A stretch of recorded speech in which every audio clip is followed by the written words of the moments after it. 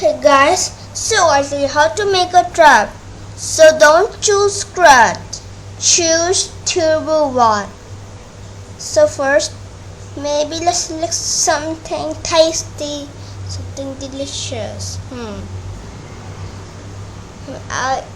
Maybe I'll choose cheesy puff.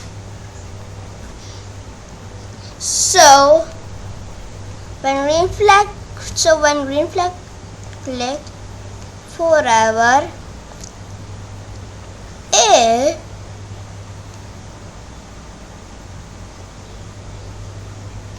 wait, let's set pointer and don't use physics, it's useless, but pointer lock is in double bar, so you need to search like pointer lock. So now here's the thing, when I do this, yummy, so now it's stuck, but don't worry, do get your mouse pointer back, or you just need to do